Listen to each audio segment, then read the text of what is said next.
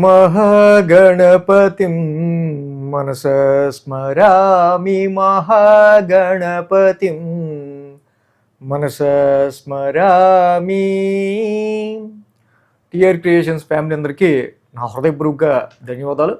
అలాగే 24వ తారీఖు నుంచి 30వ తారీఖు వరకు కూడా ద్వాదశ రాశుల వారికి సంబంధించి రాశి ఫలాలు ఏ విధంగా ఉండబోతున్నాయి ఏంటి అనేది మనం ఇప్పుడు చూద్దాం.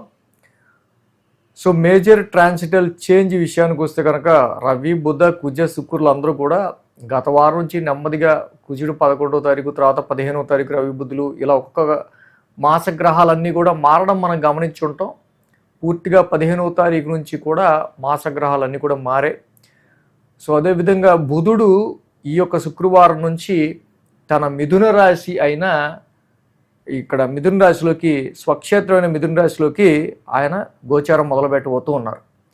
సో అలాగే కుజుడు మేషరాశిలో స్వక్షేత్రంలో, రవి, బుధులు వృషభ రాశిలో, గురు, శుక్రులు మిథునంలో, చంద్ర, కేతువులు సింహరాశిలోను, అదేవిధంగా కుంభరాశిలో రాహువు, మీనరాశిలో శని యొక్క సంచారం జరుగుతూ ఉంది.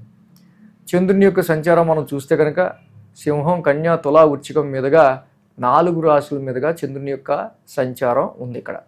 సో కాబట్టి ఇక్కడ ఈ చంద్రగమనం ఆధారంగా, అలాగే మిగతా లాంగ్ టర్మ్ ప్లానెట్స్, మిగతా ట్రాన్సిట్ ఆధారంగా కూడా ఈ వారం రాశి ఫలాలు ద్వాదశ రాశుల వారికి ఏ విధంగా ఉండబోతున్నాయి ఏంటి అనేది చూద్దాం. కర్కాటక రాశి వారికి సంబంధించి చూద్దాం. కర్కాటక రాశి వారికి సంబంధించి చూస్తే కనుక ఈ రాశి వాళ్ళకి మెయిన్గా ఇక్కడ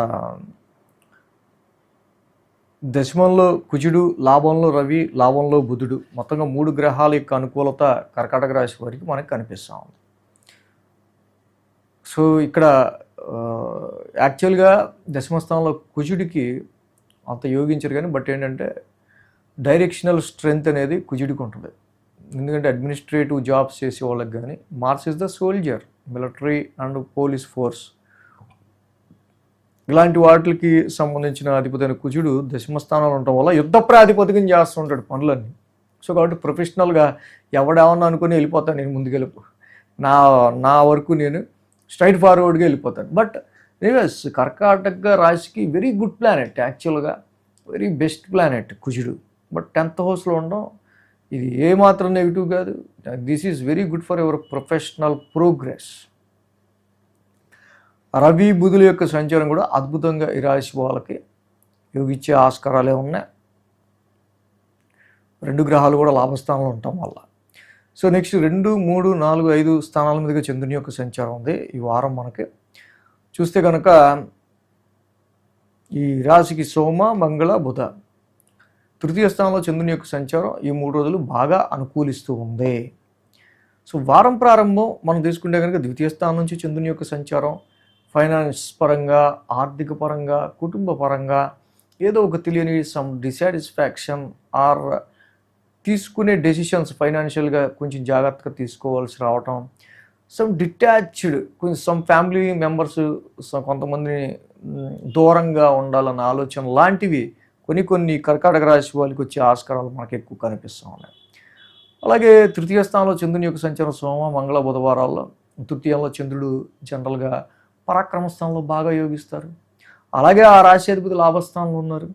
సో కాబట్టి ఇక్కడ మీరు పెట్టే ఎఫర్ట్స్, సెల్ఫ్ ఎఫర్ట్స్, ఇక్కడ మీరు చేసే కృషి ఏదైతే ఉందో అలాగే దానికి సంబంధించి అద్భుతంగా ఆ రాశి అధిపతి బుధుడు కూడా లాభస్థానంలో ఉండటం వల్ల మీరు కష్టపడే ప్రతిదీ దేని గురించి అయితే, అంటే తృతీయ స్థానం ఉపచయస్థానంలో మీరు పడే ప్రతి కష్టం కూడా అది ఒక లాభానికో ఏదో ఒక విధంగా షార్ట్ జర్నీ కానీ, కమ్యూనికేషన్ కానీ, సేల్స్ అండ్ పర్చేస్ కానీ, అండ్ థర్డ్ హౌస్ రిలేటెడ్గా మీడియా ఫీల్డ్, కమ్యూనికేషన్, మార్కెటింగ్ ఈ ఫీల్డ్స్లో ఉన్న వాళ్ళకి కొన్ని లాభాలు చూసే ఆస్కారాలు కనిపిస్తూ ఉన్నాయి.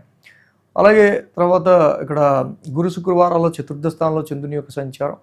మెయిన్గా మనం చూస్తే ఇక్కడ ఏంటంటే ఆ రాశ్యాధిపతి శుక్రుడు వేయంలో ఉన్నారు, ఆయనతో పాటు గురుడు కూడా కలిసి ఉన్నారు. 2 శుభగ్రహాలు 10 స్థానంలో ఉన్నాయి.